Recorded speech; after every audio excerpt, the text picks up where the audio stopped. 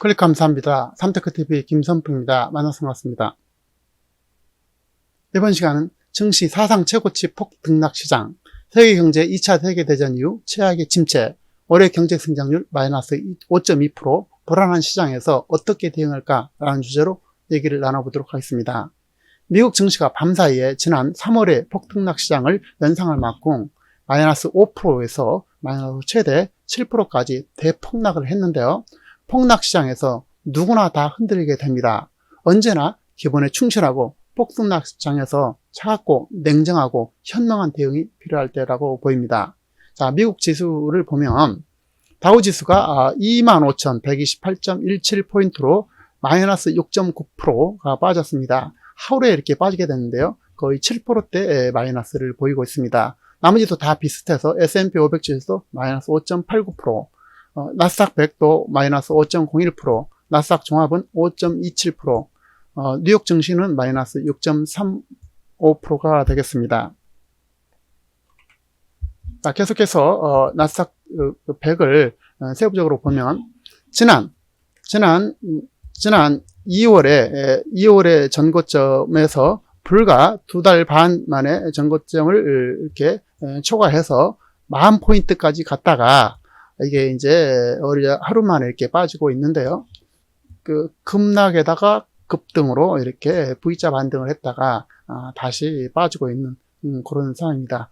정말 이게 역사상 쳐다보기 어려운 그런 지금 환경을 지금 보고 있는데요. 어쨌든 지금 매우 변화 폭이 큰 시장을 우리가 지금 살고 있습니다. 세계은행 2차 세계대전 이후 최악의 경제 침체 전망, 올해 성장률을 마이너스 5.2% 전망, 추가 하락도 예상된다라고 했는데요. 한국의 나라 국가는 텅텅 비어가고 있고, 그런 가운데 증시는 100년 역사상 최단기간에 2달여 만에 전고점을 초월해서 대표적인 증시 테크주도 우량 기업 나스닥 100은 어제 6월 10일 기준으로 증시가 75일 단 2달 만에 초단기간에 최고치 급등을 기록하면서 10,000포인트를 넘어섰습니다. 최대 94.26포인트까지 갔다가 오늘은 마이너스 5.01% 빠진 9,588.48을 기록하면서 널뛰기 끝장을 보여주고 있습니다. 이런 시장은 평생에 한번 볼까 말까한 놀란 시장 상황이 아닐 수 없는데요. 그만큼 경제의 불확실성과 불안감이 크다는 얘기가 되겠습니다. 이럴 때 각자 분명한 기준을 가지고 있지 않으면 큰 손실을 보게 됩니다.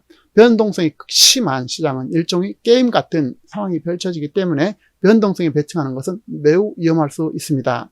주식은 늘 1년 내외의 경제 상황을 선행적으로 반영한다는 점과 경제는 결국은 회복된다는 점을 기억하면서 일반적이고 정상적인 방법에 따라서 기준과 원칙에 따라 충실하게 분할해서 매수하고 장기적 관점에서 방향성에 투자하지 않고 기분에 좌우하게 된다면 큰 코 닥칠 수 있는 것이죠.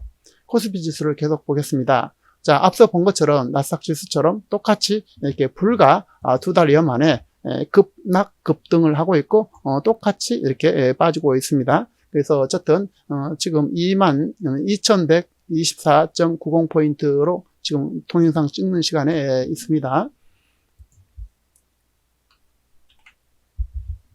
자, 계속해서 보면 자, 주식을 할 때 있어서는 원칙과 기준이 없이는 주식은 하지 않는 것이 항상 좋다라고 저는 늘 말씀드립니다. 그리고 세계에서 가장 탁월한 주식을 하고 그 주식 아니면 하지 않았으면 좋겠다라는 것이 제 생각이고 저는 그렇게 늘 주장을 합니다. 어쨌든 시가총액 세계 1등 주식을 늘 가지고 가고 1등이 2등이 되면 팔고 다시 1등을 사라. 팔아 할 때는 오직 마이너스 3%와 2등이 될 때밖에 없다.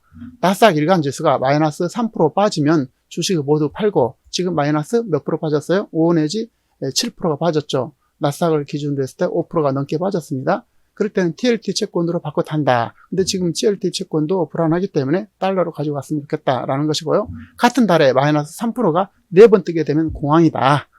이때는 2달을 쉰다. 라는 것이고요. 마이너스 3%가 안 뜨면 2달 후 다음 달에 주식을 산다. 쉽게 말해서 지금은 모두 팔아야 했고 그리고 2달 후까지 기다려야 된다는 것이죠.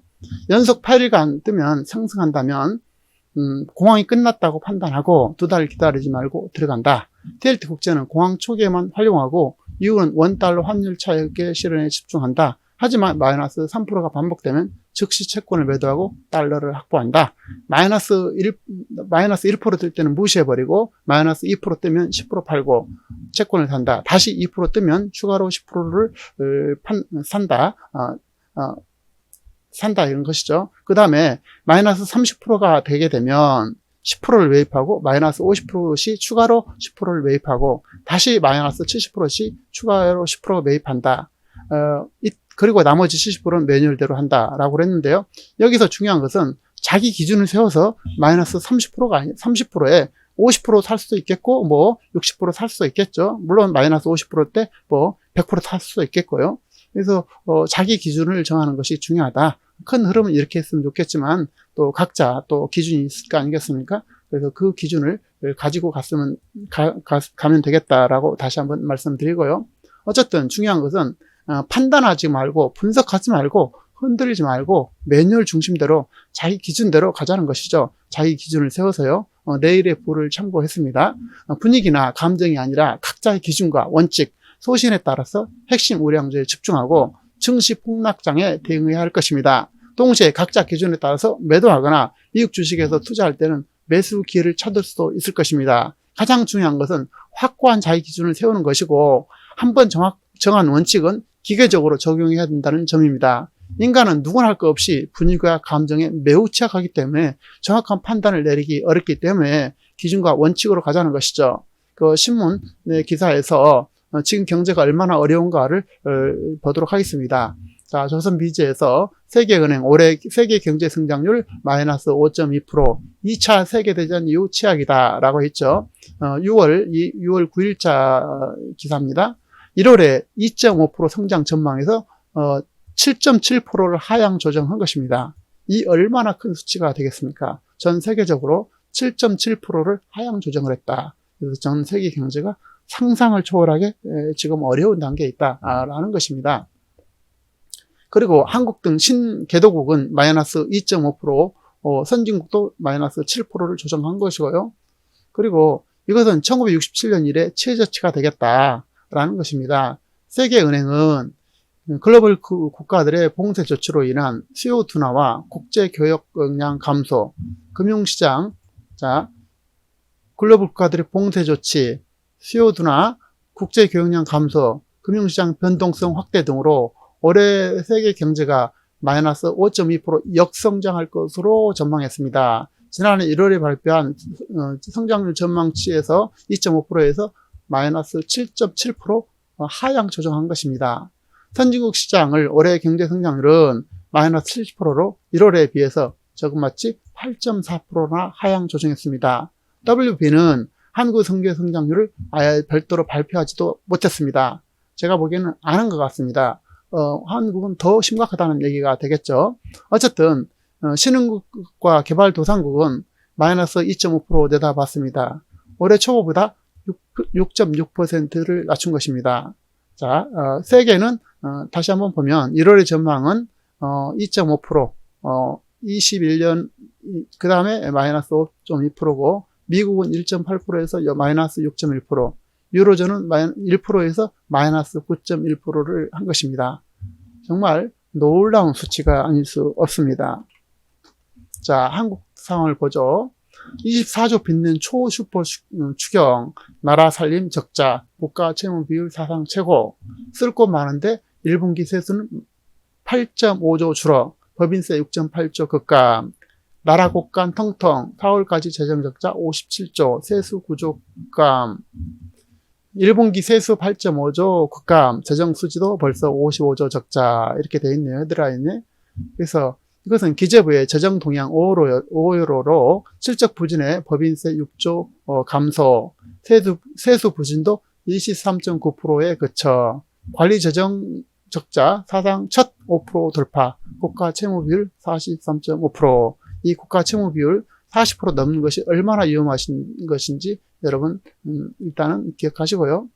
국내 총생산 대비 관리 재정 수지 적자 비율은 5.8%, GDP 대비 국가 채무 비율은 43.5%로 역시 최대치입니다. 모든 기록을 역대 최대, 아주 모든 기록을 갈아치우고 있는 중에 있습니다. 정부가 한 해 3차례 추경을 편성한 것도 48년 만에 처음입니다. 먼저 3차 추경은 기존 역대 최대인, 모든 역대 최대입니다. 글로벌 금융위기 당시 2009년 추경 28조 4천억 규모를 훌쩍 뛰어넘었습니다. 대표적인 재정 건전성 지표인 GDP 대비 관리 재정 적자 비율은 사상 최대인 5%대 후반으로 치솟고 GDP가 대비 국가 채무 비율은 43.5%로 도달한 것으로 추산돼 재정 건전성 악화가 한층 속도가 빨라진 것으로 되어 있습니다. 이 속도도 매우 중요합니다. 그래서 정부의 실제 재정 상태를 나타내는 관리 재정 수질은 2019년도 본예산 기준 37조 6천억 원에서 올해의 본예산과 3차 추경까지 합쳐서 112조 2천억, 적자로 적자폭이 74조 6천억이 불어나게 된 것입니다. 자, 모든 것이 수치가 그야말로 갱신하고 역대 최고고 이런 것을 볼 수가 있는데요. 국가 채무는 천조원 시대에 곧 도래될 것으로 보입니다. 2019년도 본예산 기준 740조 8천억이었던 것이 국가 채무가 840조 2천억 원으로 100조 원이 증가했습니다. 국가 채무 순증 규모는 99조 4천억 규모고 2019년도 본예산 순증 규모는 32조 6천억으로 3배나 됩니다. 계속해서 보면요. 자, 통합재정지수 연도별로 보시죠. 2018년도는 마이너스 1.8%, 1.8조, 그 다음에 2019년도는 17조 3천억, 그 다음에 2020년도는 드디어 45조 3천억. 얼마나 놀라운 수치가 되겠습니까? 2018년도 거의 제로 수준에서 45조가 늘어나게 된 것입니다. 관리재정 수지도 마찬가지죠. 2018년도 마이너스 10.5조에서 55조 3천억 이렇게 늘어나게 된 것이죠. 불과 2년 만에 빚어진 현상이 되겠습니다. 자, GDP 대비 국가 채무 비율은 37.1%로 43.5% 올라갔습니다. 이렇게 앞에서 말씀드린 바가 같고요. 이로써 재정당국이 그동안 심리적, 이게 이제 중요한 수치라고 아까 말씀드린 바와 같이, 자, 심리적 마지노선이 40%였던 것인데, 이것이 3%가 무너져서 43%가 오버한 것입니다. 6월 7일 기획재정부가 발표한 월간 재정 동향 5월에 따르면 1, 4분기 3월 재정관리지수는 55조 3천억으로 정년보다 30조 1천억 원이 늘게 되었습니다. 자, 지난 1, 4분기 기준으로 월별 통계를 작성하기 시작한 2004년 이후 최대 큰 폭의 적자로 나타났습니다. 3월에만 관리재정 수지 적자가 24조 4천억 증가했고 3월 기준으로 적자가 이만큼 늘어난 것은 처음입니다. 뭐든지 다 처음입니다. 관리재정 수지는 통합재정 수지에서 국민연금 등 사회보장성 기금을 제외한 실적으로 나라 살림을 보여주는 대표적인 지표죠. 같은 기간 통합재정 수지 적자도 45조 3천억으로 사상 최대치를 기록했습니다. 통합재정 수지 역시 최근 3년 동안 급격히 악화되고 있고 2018년 1조 8천억 규모에서 적자가 2019년도를 거쳐서 지금 해마다 눈덩이처럼 이렇게 늘어나고 있는 것입니다. 올해 1분기 국세 수입은 69조 5천억으로 지난해보다 8조 5천억이 급감했습니다. 세수는 줄고 지출은 늘고 이렇게 된 거죠. 지난해 반도체 어방 부진으로 3월 법인세가 13조 4천억 빠졌고 전년 대비 6조 원 덜 거친 영향이 컸고 코로나 사태도 물론 영향이 있었겠죠. 거두려는 세금 목표 중 실제로 거둔 금액이 차지하는 비율을 나타낸 진도율은 앞서 본 것처럼 23.9%에 지나지 않다라는 것입니다. 어쨌든 이런 것을 이제 법인세라든지 소득세 등 납부 기간을 또 연장을 3개월 동안 해주고 있어서 상반기 세수 진도율은 더 떨어질 가능성이 높다는 것이죠. 문제는 세수 여건이 좋지 않다는 것이죠. 올해 1, 4분기 법인세는 마이너스 6조 8천억, 부가세는 1조 2천억, 관세는 마이너스 3천억, 기타 세수는 1조 8천억, 대부분 세목이 지난해보다 세수가 줄게 됐습니다. 그나마 소득세나 교통세도 소폭 줄었지만 이마저도 경기 둔화로 인해서 세수가 감소가 우려된다. 그런데 허리띠를 졸라도 어려울 상황에 점점 씀씀이는 갈수록 커지고 있는 것입니다. 요약드리겠습니다. 산이 높으면 골이 깊고 골이 깊으면 산이 높다는 것은 언제나 진리가 되겠습니다. 흔들린 시장에서 전 세계 경제가 매우 어려운 상황에서 코로나가 가져다줄 경제 여파와 세계적인 경제 상황, 한국 경제에서 각자의 길을 찾아야 할 것입니다. 증시 등락은 너무나 자연스러운 현상이므로 주식 투자는 증시의 등락 현상에 매몰되지 마시고 증시는 경제를 1년 선행, 1년 내외 6개월에서 최대 2년까지 이렇게 선반영한다는 특성, 결과적으로 경제의 확장과 인플레이션, 실물 자산인 증시는 우상향이라는 특성을 이해하고 받아들여서 세계에서 가장 좋은 회사 주식을 2 내지 3개만 분할화해서 또 가장 싼 가격에 자기 기준을 세워서 이 싼다는 기준은 자기 기준입니다. 그래서 어떤 경우에도 흔들리지 않는 투자 원칙과 기준을 가지고 최소 10년에서 20년의 장기적 관점에서 대응하셔야 하며 흔들리지 않는 확고한 자기 원칙이 없다면 주식은 하지 말라는 것입니다. 그것이 가장 현명하다는 것이죠. 그런 분은 수익이 좀 적더라도 세금이 좀 많아도 수도권의 인구 유입, 역세권의 소형 아파트에 집중하는 것이 신상이 이롭겠다라고 다시 한번 말씀드립니다. 세계 경제와 미국 증시 그리고 정치적 환경을 고려하되 흔들리지 않는 확고한 자기 기준과 원칙만이 주식 투자에서 성공하는 지름길이라고 다시 한번 말씀을 올립니다. 전체적인 내용에 공감하신 분들은 좋아요, 알람 설정 바라고요. 다음 시간에도 참신하고 유익한 정보로 찾아뵙도록 하겠습니다. 고맙습니다.